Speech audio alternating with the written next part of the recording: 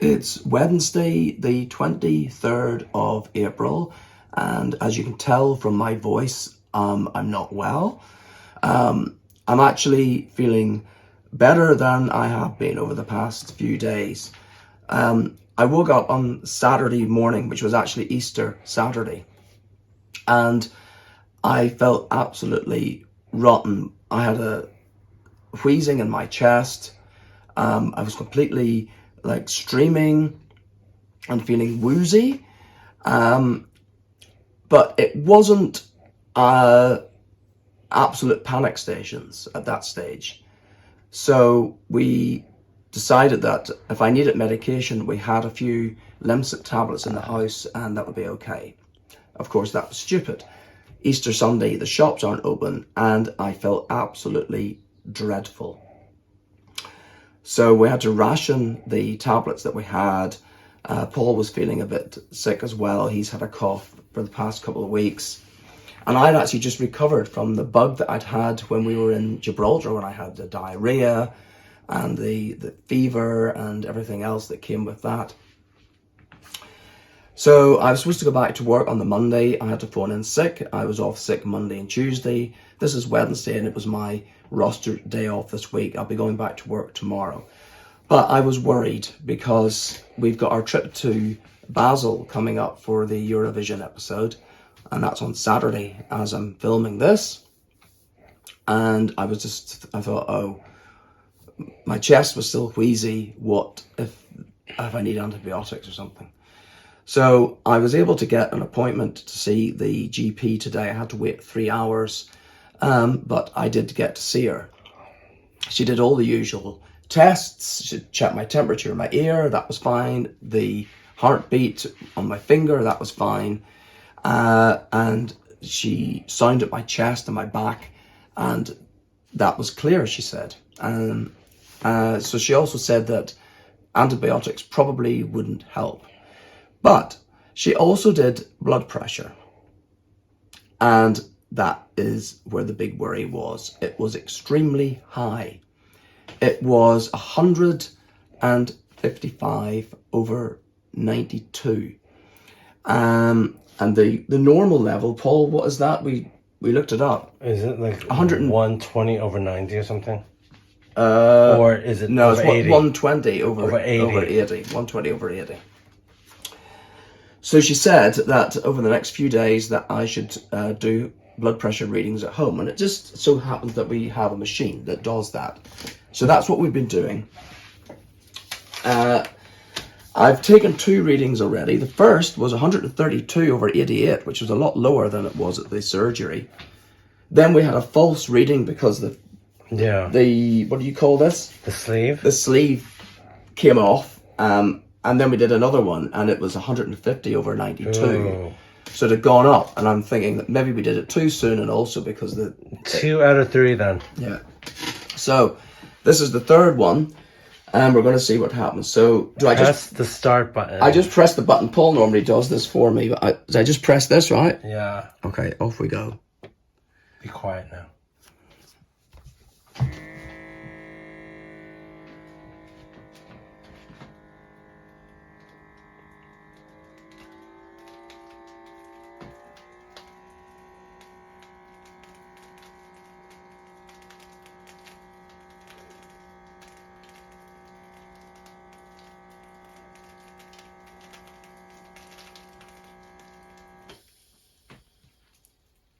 Did it work? It was making these funny noises again. Oh no, we've got a false reading. Look, how did this happen, Paul? Oh gosh. Okay, I need to pause this. Okay. And then we will be right back. Yes, we need to reset this. It's not a fail-safe. We thought this was all attached properly, but obviously it wasn't. So we're going to have another go now. I'll press the button and hopefully it'll work this time.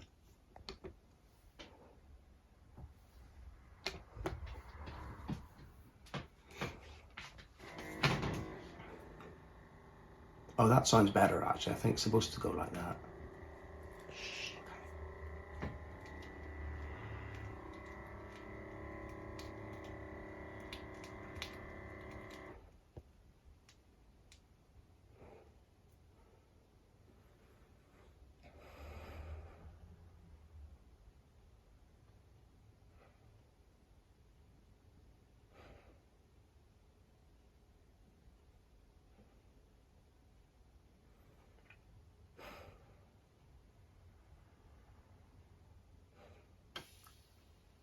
gosh, I thought it was never going to let me go. Oh! 144 Do you over think that's high? 87. Well, it's lower. Paul, yes, poor Paul's coughing as well. 144 over 87. It's still high, but it's not as high as the last one. But the first one was the lowest, and that was before we had the mishaps. So I think you would have to tell them the first one. yeah, so I'm going to note the first one in my diary, and I'm going to do this each morning and evening until we go away on holiday, and then when I get back, I'll make an appointment before the doctor's actually made an appointment, but we're away, so I have to call the surgery tomorrow, change the date of the appointment to when we're back, and when we get back I'll probably do a few readings as well, because then hopefully I won't be sick, because that could be elevating things as well. She said that they might want to increase the dosage of my medication. I've been on atenolol, which is a beta blocker, for 20 years. Very low dosage, 25 milligrams a day. Previous GP said that was a children's dose. Now, I don't really want to have to go on a higher amount, but we will see. So we'll keep a record of this over the next few days. It's Wednesday, the 7th of May, and I'm afraid my cough has been ongoing for 18 days now. We were away for a week, and I already had a doctor's appointment made for today because of the high blood pressure. So I did see the doctor this afternoon, and she says that it's most likely bronchitis. So I've been prescribed antibiotics to take for the next 5 days, and if things haven't improved after a week, I have to call back and they will then do a chest x-ray. So the blood pressure, she took readings today and they were extremely high. The lower level was over 100, and she is going to consult with my regular GP, and I'll get a phone call this afternoon if I'm going to be prescribed a secondary blood pressure medication to take on top of the beta blockers that I've been taking for years. I don't want to come off the beta blockers because they have a secondary effect that help ease my anxiety. So she said that this particular pill, which is a very small dose, can be taken along with the beta blocker that I'm on. She said that I still fall into the younger age category, so I'll be on the lowest dose. If I was 2 years older, I would then be on to a higher dose straight away. But if I get a phone call later today, it will be to say that yes, I'm going to be prescribed this medication, and then I can pick it up. If I don't hear from them, then I'm not going to be prescribed it. So I've been suffering quite badly. I went into the office for 2 days and I was coughing considerably. I've been coughing in bouts today. That's just the way it happens. It can stop. I'm fine at the moment. You can hear it in my voice though. But it's been coming and going today. It was bad this morning. It was bad. I woke up a couple of times in the night last night as well.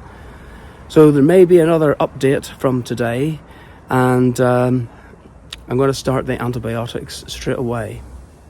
So I've just heard back from the doctor. She has consulted with a colleague, and I am being prescribed the other blood pressure medication, Ramipril, 2.5 milligrams. To start off with, it's for 14 days, and during the next week I have to take 2 blood pressure readings in the morning and 2 in the evening, and whatever the lowest one, I note that down. And then I'm going back to see the doctor next Thursday with those readings to see what the situation is, whether the medication is working or not. And she's also booking me in for a blood test because there's 2 side effects, she said, with this particular drug. One is a dry cough, which at the minute, if I'm coughing, I'm not going to notice if I'm coughing more or less or anyway. And I have taken my first antibiotic, so hopefully things will start working on that soon. And the other side effect is possible damage to the kidneys. Now, the weird thing is that with this drug, it also can protect the kidneys. So it's kind of weird that one of the side effects can be damage to the kidneys. So the blood test that I'll be having, I think in a couple of weeks' time, she hasn't booked it in yet, but I'll be getting a notification about it. That is to determine whether the drug is having any adverse effect on my kidneys. So I'll be collecting this medication tomorrow morning. I'm not going out tonight again. It's almost 5 o'clock. I think the pharmacy's about to close anyway. So I'll get it in the morning and I'll take the first pill tomorrow. And it'll be taken in conjunction with my regular beta blocker that I've been on for the past 20 odd years. Now, there is one other thing I needed to say in relation to this illness that I've had, not the blood pressure situation. So I was to have my latest dental hygienist appointment on Monday coming, but yesterday I phoned up and I had to cancel that because I thought, even if I get the antibiotics, I'm not going to be completely 100% better by then. So it's best just to postpone it. So it's been moved to July. Well, today is May the 9th, and it's a glorious day in Uxbridge. I just finished work, and I am out and about in this yard. I have not been doing much walking or exercising because I have been having a bit of a cough, and it's been lingering and pretty present for the past 5 to 6 weeks. So I didn't want to really agitate things, which is why it's really hard to get out and about and to be mobile if you are being plagued with the cough. It's horrendous, and yeah, so far it's been pretty rough. I have been getting better, and which is why I am out and about today. The temperature is pretty mild. It's around 18, I think. I think it's 18, 19 degrees. I think it will increase over the weekend. So I am going to try to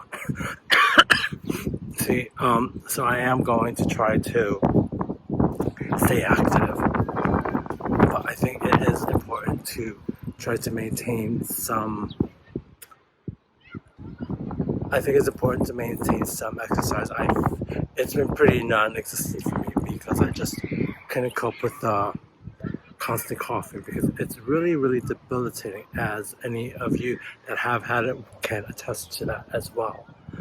So yeah, I'm trying to increase my health and stuff because I am on those medications now. So it's just trying to increase exercise and do what I can. I need to be kind to myself and give myself a pat on the back for that. Yeah, so that's pretty much it for now. It's Tuesday the 13th of May. I finished my antibiotics last night and the coughing by and large seems to have subsided. There might be the odd bit here and there. You can hear it in my voice though that it has taken its toll. So I'm just hoping that that is the end of it and these are the dregs of it, because I've been sick virtually since the beginning of April and it has really, really taken so much out of me. So on to the blood pressure. So after starting the new tablets that the doctor put me on, everything has returned to normal. I'm taking readings with our home kit mornings and evenings, and I take the morning reading about 45 minutes to an hour after I take the medication, and the levels are virtually normal. And in the evening it's maybe slightly elevated because I'm taking it just after I've finished work. But when I say elevated, it's still within the normal range. So I've got an appointment to see the doctor on Thursday, so 2 days time, for a follow-up. And I think at that point she will decide whether to continue with the medication. There is one slight fly in the ointment, and that is that because there is a side effect which can lead to kidney damage. So I'm having a blood test. I've got to book that today for 2 weeks' time, and they will take a blood test to see if kidney function is okay. So we'll see what the doctor says on Thursday. Today is May the 14th. As you can see, I am out for a run after a walk. I'm out for a walk after my work from home session. I am still building my stamina since my illness and cough and cold has hit me, so I do expect to be making some progress in this field, and hopefully I am on the mend and getting better. I have not been coughing as much, so I wanted to go running today, but no, I think I'm still gonna build up to it. But no, it's a good start, and I'm on the mend, and hopefully this will inspire you to go out as well. And I have decided to go to Fastnage Park because there is a lot more shade in this park, and I think Rockingham Park has a lot more kids on the swings and everything, and they're all running around, and I think that this park has a lot more shade.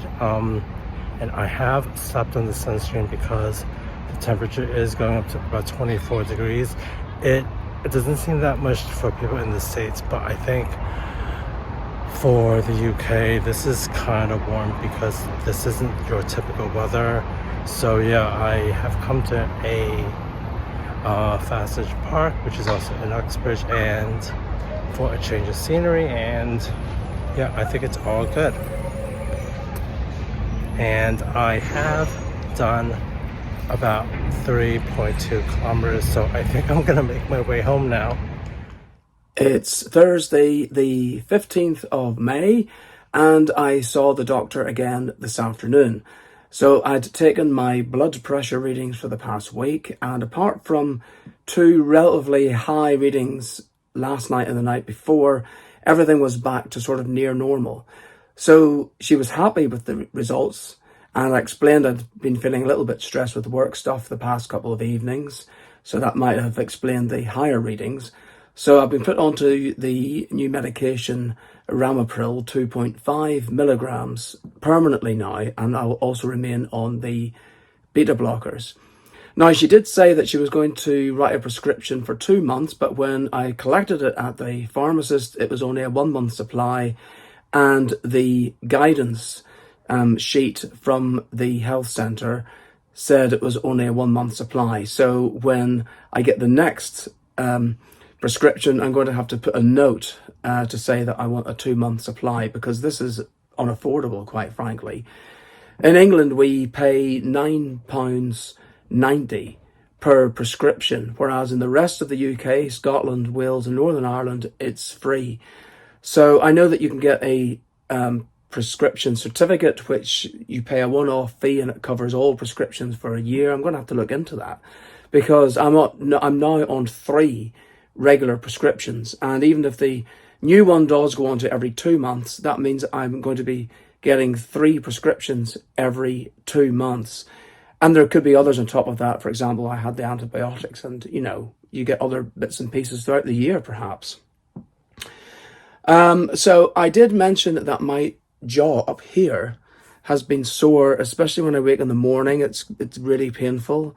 It's okay at the minute. It settles down as the day goes on. She's given me some exercises to look at and advised me not to yawn too much or to eat too aggressively. But it'll be monitored. If it gets worse or doesn't get better, then I've got to go back, and they may refer me for a consultation with an expert on this. I'm also going to be seeing the dentist in July, or at least my hygienist, in the appointment that was postponed because of my illness that I had. So I can talk about that if it's still causing problems. You can probably hear it in my voice that I've not fully recovered from the bronchitis. I actually woke up this morning with a really sore throat, and it took a couple of hours or more to clear. And I thought, have I been reinfected? I've also got post-nasal drip, which means that that's basically a runny nose. And I've had this situation before after I've been ill, when the cough has continued for a few weeks afterwards and the post-nasal drip has also continued. So I'm just hoping that I've not been reinfected and that this is just part of the recovery process. So probably not going to be monitoring my blood pressure now, but I do have an appointment on the 2nd of June when I have to have blood tests, and that is to check to make sure that there's no kidney damage being caused by the ramipril. It's one of the possible side effects. Bizarrely, one of the other side effects is that it can actually protect the kidneys. So the doctor said it would have been preferable that this appointment was sooner. They really want to test it within 2 weeks of starting the medication. But the earliest appointment they had was in 3 weeks' time. So what can I do about that? Well, today is May the 20th and it is a Tuesday. I have finished work and have come out to the park for a bit of a run. I wasn't sure how much I would be able to do, but I did do a good 3.2 kilometers in this park, which I think is really good going. I haven't been doing this. I've been recovering from a cough and I've been quite poorly recently, but I am hopeful that I am on the mend, and getting out and about does help with the endorphins, and I feel really sore, if I'm being honest with you. I think I need to do a whole lot more stretching later, but I think even if you decide to do like a little bit of a walk and a little bit of a jog, I think any exercise or movement is a good thing for your body, and I am feeling it as well. So I think I'm going to keep pushing myself, and I hope you do so as well. And this is Rockingham Park after school with all these kids. They're screaming, but I don't have any excuses, so no excuses for me. It's Wednesday, the 21st of May, and I've just returned from Hillingdon Hospital where I had my blood tests. So I was sent there by my GP because it was going to take longer to get the appointment or to attend to the appointment at the health centre. That was going to be on the 2nd of June, so I'm going to cancel that appointment now. The hospital has changed its admissions policy, if you like. You can now only go and have your blood test there if it is by appointment or the doctor has signed urgent on the form. So it did say urgent on my form, but it was a little bit chaotic. They didn't call anyone from the walk-ins, such as me, for well over 40 minutes. You had to just get a number, and there was no from a raffle ticket sort of thing, and there was no reception or anything. So pretty poor. Only 2 people working, but the nurse that I saw was absolutely lovely, and she says, "Oh, I'm having a terrible day." And I said, "Well, I think you're doing really well, because it's not their fault, it's the system's fault." Anyway, I've now received the results on my patient record. Now, of course, this is just a graph and readings and stuff, so I don't really know what it means. Everything was in range apart from one thing, and that was my red blood count, which is out of range. It's too low. So I don't know what that means. So I will expect a call from the doctor, I suppose, at some point to let me know what this all means. But the purpose of my visit today was to see if there was any kidney damage being caused by the blood pressure medication that I've started, and I've been on it for 2 weeks now. So with all the other readings being in range, I would think that a low blood count would not really be an indication of kidney damage. I'm not a doctor, but all the other things like platelets and all these other things were all in range. They all look normal. So we'll just have to wait and see what the doctor says. It's Saturday the 24th of May, and when I got home from work yesterday, there was a letter waiting for me, and it was from the NHS. And if you remember, I've been talking, maybe not so much in this episode, but in my previous episode, about my tennis elbow that I have had since October, although it has almost recovered of its own accord. And I was put into the system at the NHS for physiotherapy. I was told there could be a long wait. I followed it up in March because I hadn't heard anything, and then I still didn't hear anything. So when I spoke to the doctor I've been seeing about my blood pressure and everything else recently, I mentioned that, and she said, "Oh, have you not even had like a text message from them?" I said, "No, nothing at all." Then all of a sudden this arrived, so I think she must have done something. So it says, "Dear Mr. Mann, you have been referred by your GP or first contact practitioner to Hillingdon Community Health Musculoskeletal Physiotherapy Services. Our clinicians have reviewed your referral and we would like to offer you a first assessment physiotherapy appointment. This first assessment appointment will last up to 45 minutes. This allows you to explain your problem and for the physiotherapist to ask you relevant questions. This will ensure that a suitable plan is developed for your physiotherapy. Based on the outcome of your first assessment appointment, the physiotherapist might offer you a 30-minute follow-up appointment in line with our criteria, or, if appropriate, we may just need to direct you towards resources to help you manage your condition yourself with or without a further review from us." So I've got to make the appointment within 14 days of receiving the letter, or 14 days of the date of the letter. So by the time I contact them on Tuesday, Monday's a bank holiday, 1 week will have passed already. But I'm going to do that to get my 45-minute assessment.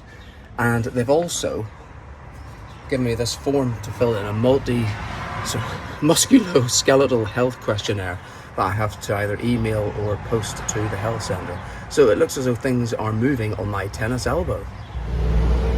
Today is May the 27th, and I have to go to the Belmont Medical Center on Belmont Road in Uxbridge for a blood test. The reason for this is because I have been taking my blood pressure medication for the first time, and it's a good way for the doctor to see whether or not I am on the correct dosage. So that is the whole purpose of it. So hopefully I won't take too long inside queuing up to get blood tested, but you never know.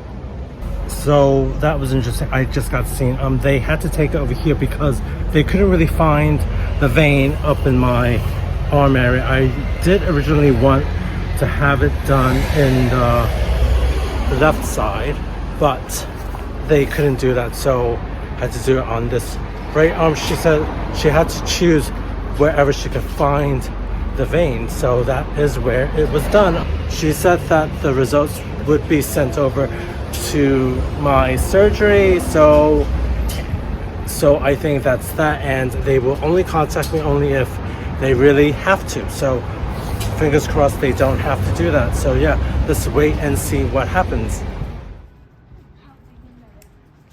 It's Friday the 30th of May, and there's quite a few updates on my health all coming at once. So I'm finally getting the physiotherapy on my tennis elbow about 7 months after I was put into the system. When I was seeing the doctor recently about my blood pressure, I mentioned this to her, and she obviously must have looked into it, because all of a sudden I got a text message to say that I'd be receiving a letter inviting me to go in. So next Thursday I have a 45-minute initial physiotherapy appointment. So we'll see how that goes. Now, I've just been into the health centre actually, because I got a text message from them this morning. In fact, 2 text messages. The first one was to say that I've been booked in to see the dietitian, the diabetes dietitian actually, in a couple of weeks' time, and I was also to make an appointment to see the GP and also to provide a urine sample. So I've made the appointment to see the GP on Friday the 13th of June. That was the earliest available appointment with my own GP, and seeing him face to face, which is what is needed for this. And this will be, I am imagining, to give me the results of the blood test that I had last week. So it will have been 3 weeks since that point. And with the notification of the diabetes appointment, I'm thinking, well, these must be linked. And they also wanted the urine sample, so I collected the urine sample pot here just now, and I will return it next Thursday morning when I come for my physiotherapy appointment. May as well kill two birds with one stone, right? You are in for a golden gay time if you subscribe to It's Paul and Marcus on YouTube.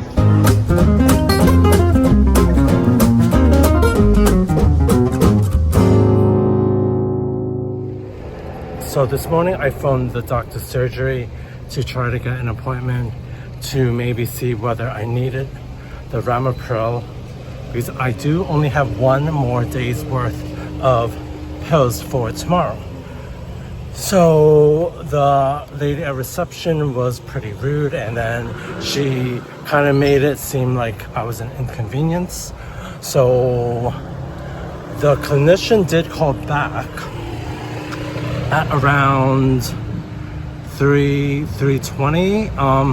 I am almost at the health center now, and I will be seeing a consultant or a doctor to see whether or not I will be prescribed the Ramipril for an additional month, because my supply is running out and I do not have any more. So I think they will be taking my blood test and they will be doing other vital checks to see whether it is still suitable for me. So yeah, let's see how this one goes. Well, the bad news is I am on 5 milligrams of Ramipril, upped. So this is going to be upped from, how much was it before? 2.5. So I'm actually getting doubled. But I think hopefully this would have the desired effect, in which it will make my blood pressure go down. The doctor also did say that I would have to keep a blood pressure reading twice a day. So yeah, I think that'll be interesting for about a week. So I will be doing that, and I guess they need to monitor how well the medication is doing, which I can understand. So yeah, so let me go get those pills. It's Thursday the 5th of June, and I've just had my physiotherapy appointment. So it is tennis elbow. It has been diagnosed by the physiotherapist. But of course, as I've mentioned, if not in this episode, the previous health episode, that the pain has receded to an extent that it's not really causing me day-to-day problems anymore. Apart from if I'm carrying a shopping bag, afterwards I find that moving my arm is a little bit sore. But he took all my health information, and we went through a couple of exercises that I'm going to do, and I'll show you when I start doing those. And I have to do them every other day to start with, and hopefully the bit of pain that is still there will eventually disappear. So it was a very good appointment. He went into detail about the specifics of tennis elbow, but how it affects the tendon. So I'm very happy that I've got to this appointment and the information that I need now. I can make another appointment within a month, but I don't really think I need one, because, as I say, if it had been a few months ago when the pain was really bad, I probably would have been having more than one appointment. But I'm hoping that these exercises will work. I also handed in my urine sample at the health centre this morning, and the next stage is that I will be seeing the diabetes nurse 1 week today, and then the GP 1 week tomorrow, which will be on Friday the 13th of June, when he's going to go through my blood test results. Happy Friday, everyone. Today is June the 6th, and I have decided to come out for a bit of a walk-run session.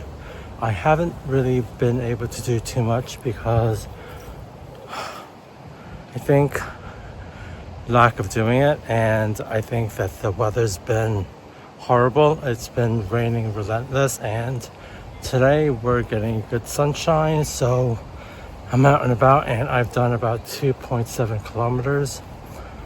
So it's not even 3 kilometers yet, and I think by the time I get home it will be that amount, so I think I'm happy with that.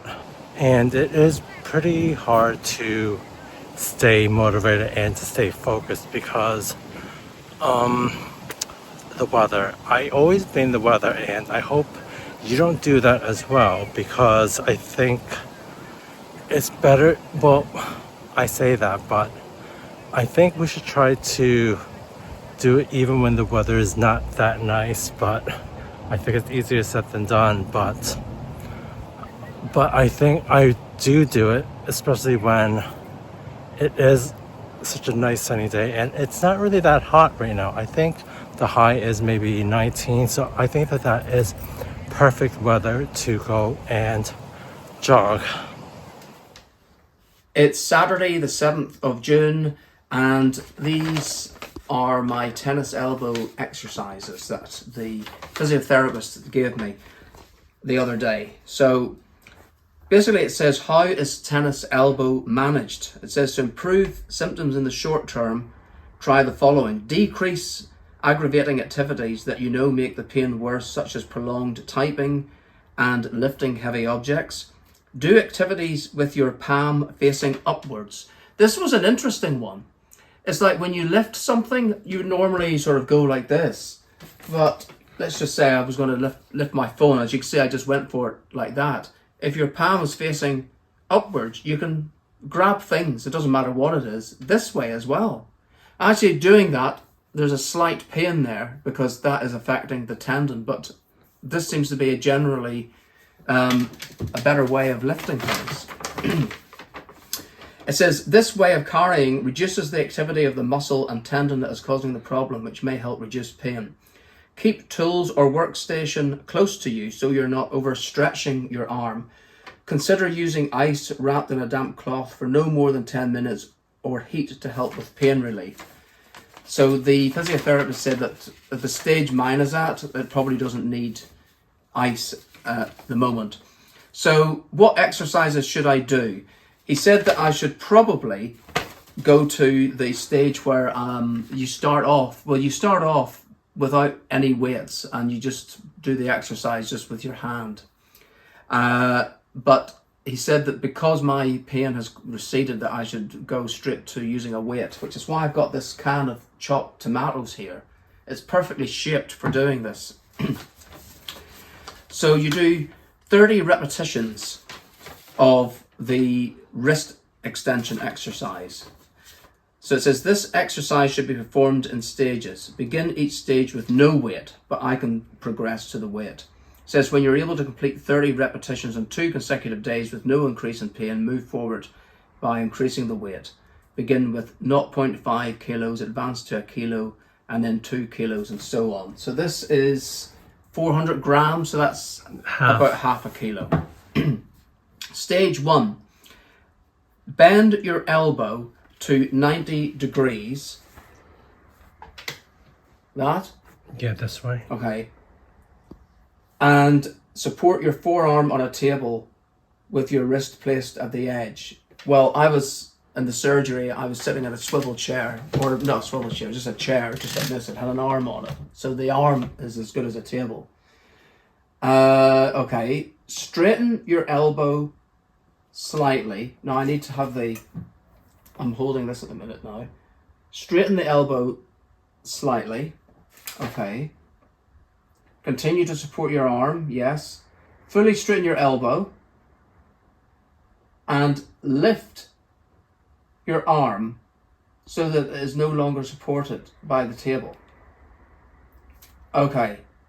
Step-by-step directions to be followed for each stage. With the palm down. Okay. So the palm is down. Bend your wrist up as far as possible. Bend your wrist up. No, this bit. Oh, my wrist. Okay. As far as possible. Hold up for 1 count, then slowly lower 3.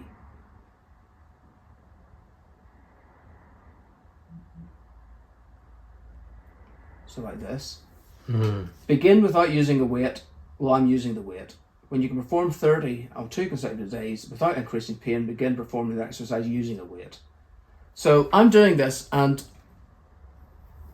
as it was in the surgery, I'm actually experiencing no pain whatsoever.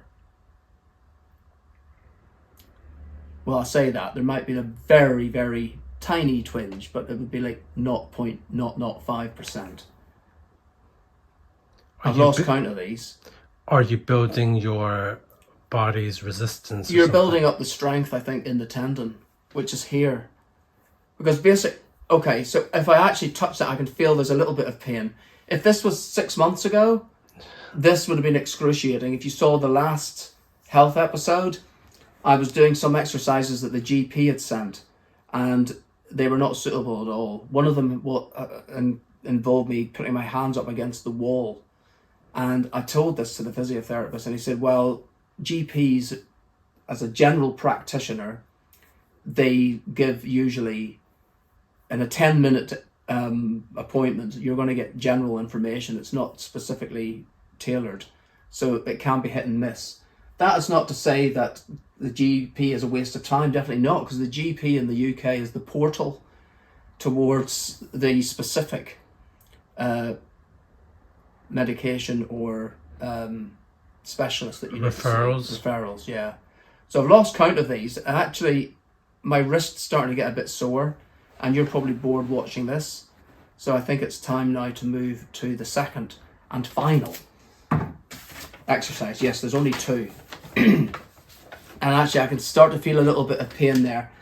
So I think the reason that I was to do this every other day and not every day is because it was to, if it did cause some pain, then it would give it time to rest.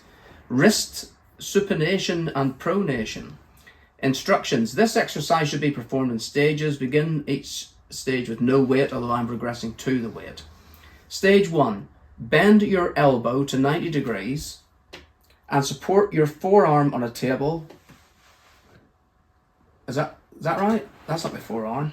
With your wrist placed at the... Oh, it's like this. Okay. With your wrist... where am I? With your wrist placed at the edge, straighten your elbow slightly. Continue to support your arm on the table. Fully straighten your elbow and lift your arm so that it's no longer supported by the table. Step-by-step directions. Begin with the palm facing the side. Slowly turn the palm facing up. Like that. Slowly return to the start position. Then slowly turn the palm down. Alright, so it's like a rotation. Like slowly return to the start position. And this completes 1 rep. Begin without using a weight, but I'm moving to the weight. Follow the same steps to continue to increase repetitions in weight. Right. Okay. Do you want me to keep track? Yeah. So I think I've got that. So it's out straight, and I'm not bending this. This is the thing. It's only the wrist. Like the forearm. And the reason is it's because I don't know. Is it the veins and the? It's not the veins, but everything that runs the up muscles. here. Yeah, all runs up to one point up here, and that's why you get the pain. Yeah. So I think it was like this. Yeah, and then you like move this, it the other way. And then like this. So that's 1. So that's 1. And this is the point where we're going to speed everything up. That was 2. That's 3.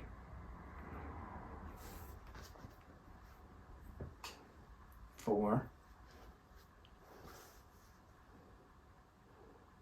5. 6.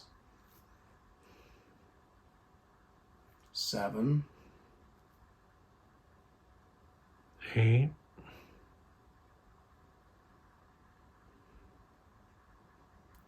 Actually, I think that should be straighter. 9. 10. 11. It's getting sore up here now. 12. 13. 14. 15, 16, 17, 18, 19, 20, 21, 22, 23, 24, 25, 26, 27, 28, 29, 30. Oh, God. So, actually, the pain is up here. That's where I'm feeling it, and my thumb as well, probably from holding that can. But I felt no pain in the elbow whatsoever. But as I say, if this had been 6 months ago, it would have been excruciating. So with tennis elbow, it can last anything between 6 months and 2 years. And if you didn't do anything, it would hopefully just go of its own accord. I did ask the physiotherapist that, I said, even though mine seems to be almost better, could it come back? And yes, it could. So perhaps these exercises might actually help prevent it. One of the questions that the physiotherapist asked me was, did I have neck pain? Well, I don't, but I did mention the jaw pain that I've had because it's quite close to the neck. And even though it wasn't sort of within his remit, and it certainly wasn't within the remit of our session, he did actually, immediately, he had this information here, which he photocopied for me, which is fantastic. And it goes into the detail, better detail than what the GP was able to tell me in person when she looked at it. So it is how do I say this? Temporomandibular disorder. And it says 1 in 3 people are affected, and these conditions appear to be more common in women than men. So I've just been unfortunate then.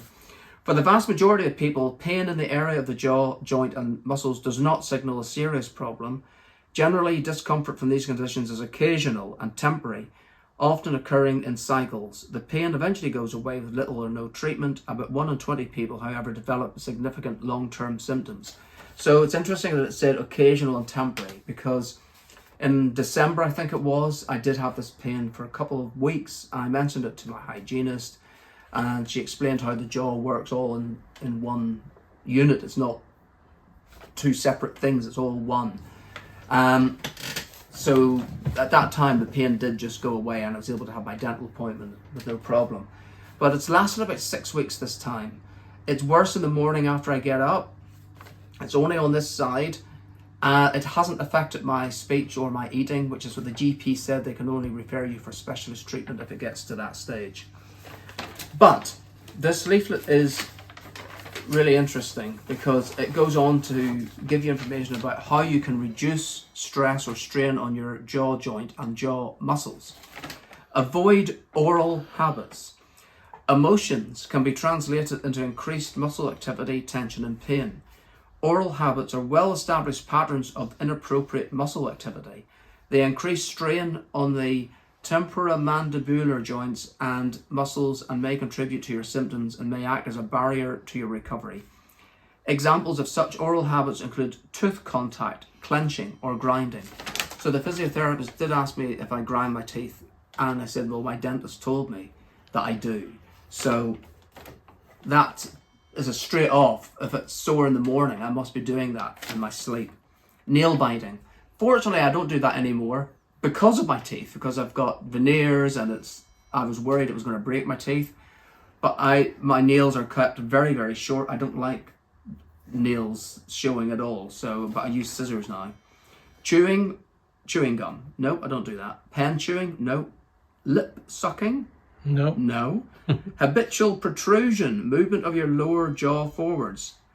Well, not exactly, but I do have a clicky jaw, and I have been known to do that for fun almost, but I shouldn't.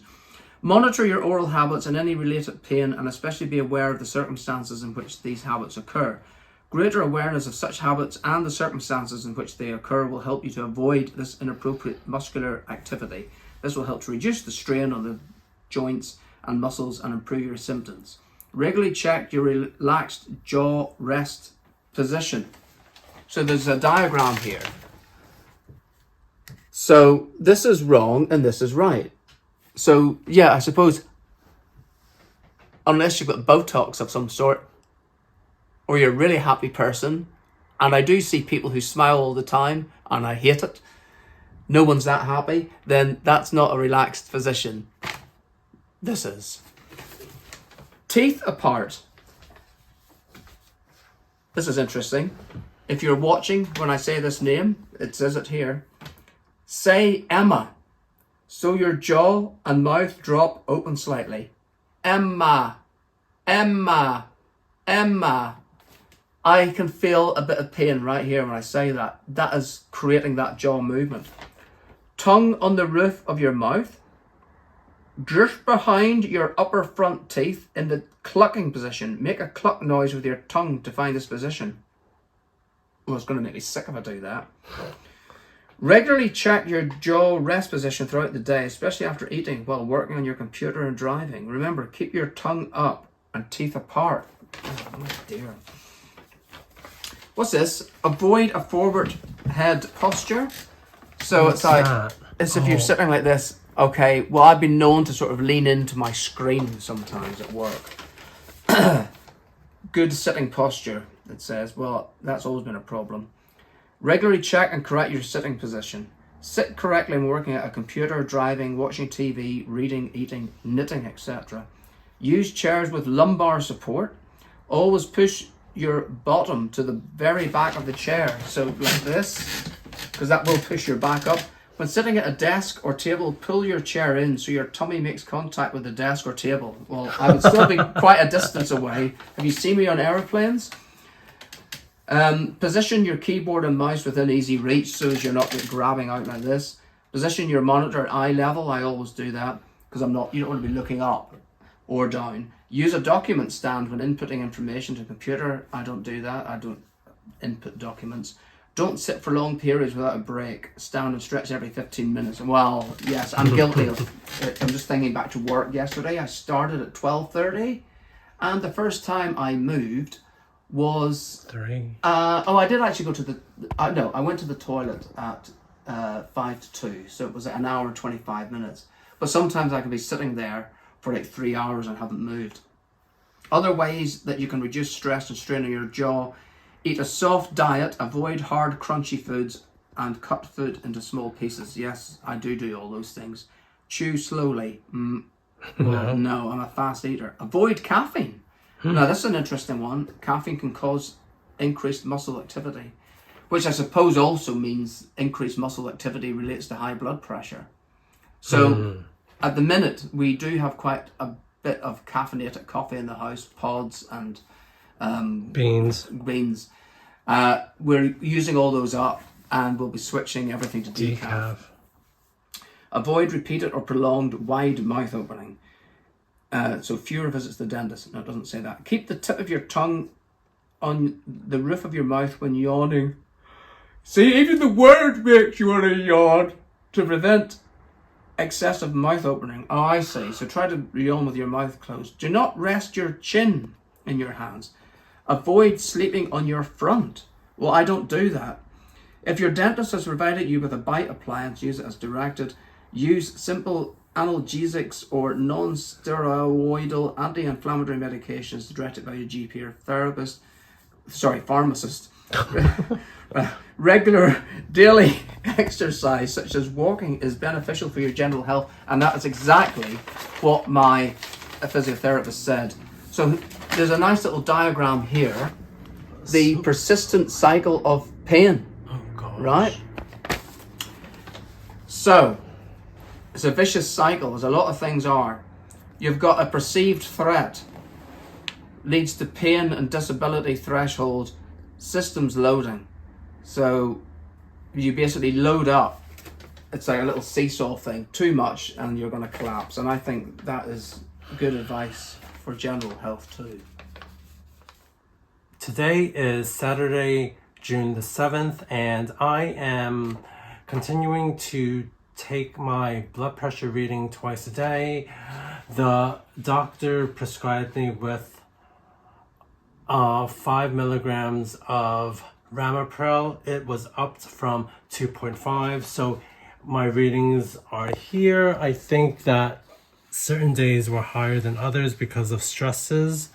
I have not taken my blood pressure reading just yet. I will say that any consumption of caffeine will have an impact of the overall result. And I am supposed to be doing 2 readings. So I had my first coffee like around maybe 9:30, and it's a quarter or 10 to 1. So, okay, deep breaths.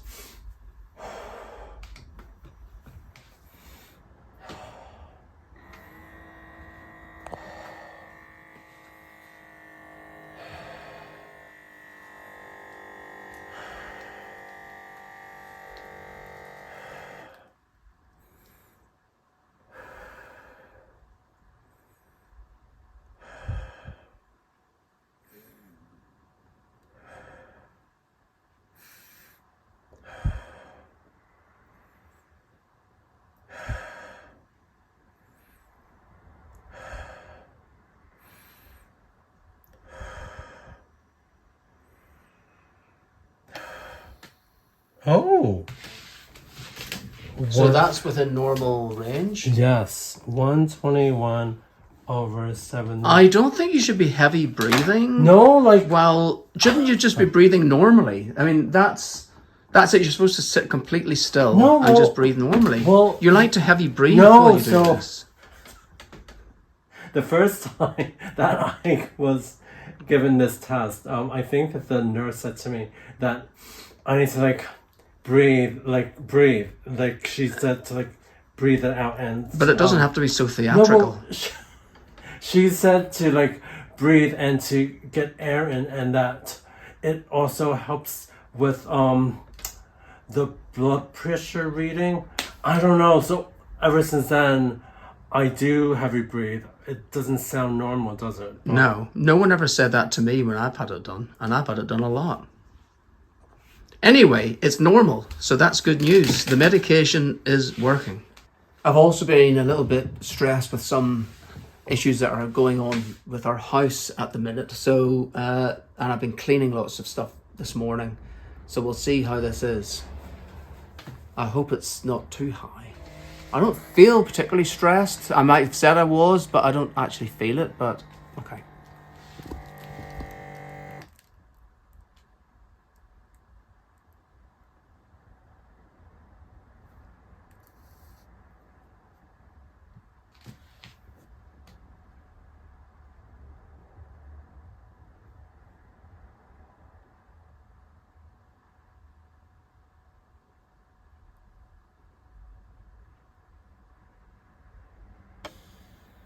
Oh, wow. That is normal. Wow, I don't think I've ever recorded it as low as that. That is normal. It is 120/80 is Wow. the normal bit. So that is almost perfect. It's Thursday, the 12th of June, and I've just had an appointment with the diabetes nurse. And I was really expecting to be told that I've got diabetes. That's not what it was about at all. It was actually about my cholesterol, which is high, and it's been high since 2016 when their records here began. But it's gone up slightly over the last year. So they did a calculation based on the blood test that I had a few weeks ago and my age, and it says that anything under 10 they just give diet advice. Anything over 10, then it's treatment. And the older you get, the higher the risk. I'm just going to interrupt myself there to say that the score of 10 is actually a percentage rate of the likelihood of having a heart attack or stroke within the next 10 years. So if it's under 10, it's under 10%. So mine was 6.2, did I say it was? So I've got 6.2% chance of having a heart attack or stroke in the next 10 years. Back to what I was saying before. So it was 6.7, which is about the average of what I've had over the past few years, apart from in 2022 when it dipped for some reason. So I must have decided that I had to do, I must have taken action on improving my diet at that point. It was only a 5-minute appointment, and I was given a information sheet about how to lower your cholesterol. So I'll just go through some of it on here. Eat less fatty food. Well, yes, I know this is, I think I really needed someone to beat it into me, to be quite honest, because I do eat fatty food, although I try not to fry stuff apart from eggs. So it says try to cut down on fatty food, especially food that contains a type of fat called saturated fat. So that would be ready meals probably. You can still have foods that contain a healthier type of fat called unsaturated fat. Try to eat more oily fish like mackerel and salmon. Well, I do like salmon. Brown rice, whole grain bread and whole wheat pasta. Okay. Nuts and seeds. Yeah, I don't mind nuts and seeds. I actually like eating nuts, but the problem is with my teeth now, I'm scared of eating nuts in case I do some damage. I know I could crush them. Maybe I need to crush my nuts. Fruits and vegetables. Yeah, I don't eat enough of them. That is very, very true. Try to eat less of meat pies, sausages and fatty meat, butter, lard and ghee, cream and hard cheese like cheddar. I don't really eat cheese, or cream for that matter. Cakes and biscuits. Yep. And food that contains coconut oil or palm oil, not as far as I know. Exercise more. Well, this relates also back to what the physiotherapist told me last week. Aim to do at least 150 minutes, 2.5 hours of exercise a week. And some good things to try when starting out include walking. Try to walk fast enough so your heart starts beating faster. Well, I did walk into the town today rather than take the bus. Even though there was a threat of rain, I walked, and I'm walking home as well. Swimming, I can't swim. Cycling, well, I wouldn't cycle in London. Stop smoking, I don't smoke. Cut down on alcohol, I don't drink much alcohol at all, despite what you might think watching some of these episodes. And then there's a few website addresses as well. So Paul's also got high cholesterol. We really need to buckle down and tackle this. The trouble is that I think when we go away on holiday, we buy lots of chocolate and crisps and things, and I tend to eat lots of that sort of stuff late at night because of the hours I work.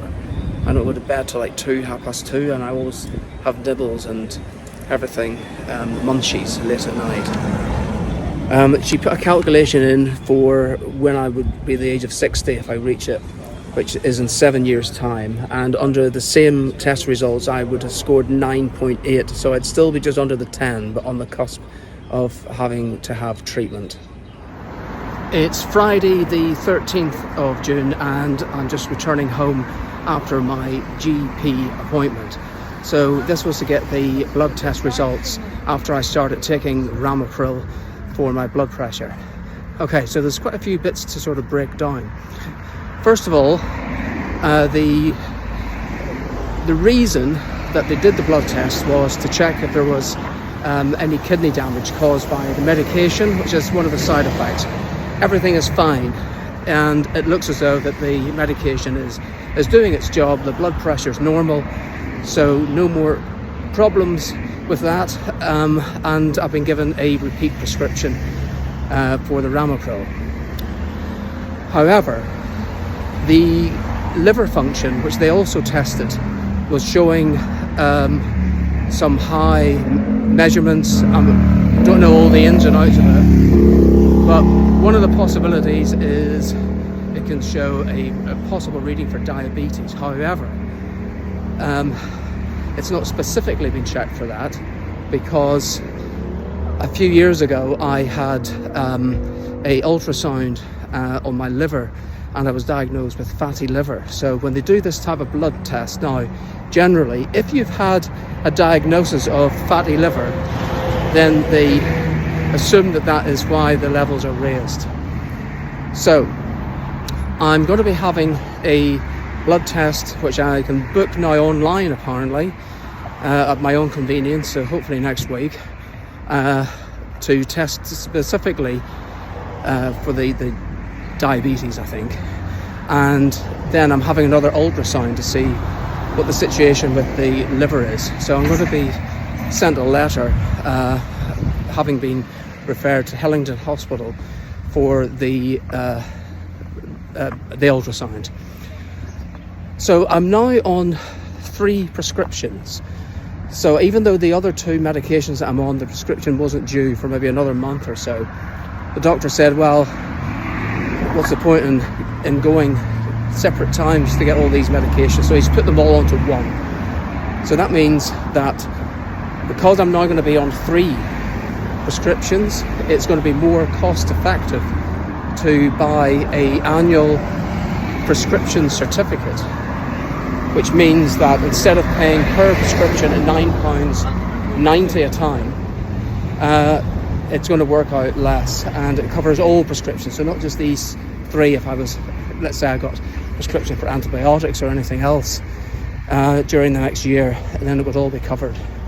So as basically I can go online and buy this certificate, and it becomes valid immediately. So what I'm going to do is, the day that I go to collect my prescriptions, which will probably be Monday, I would think, because this is Friday,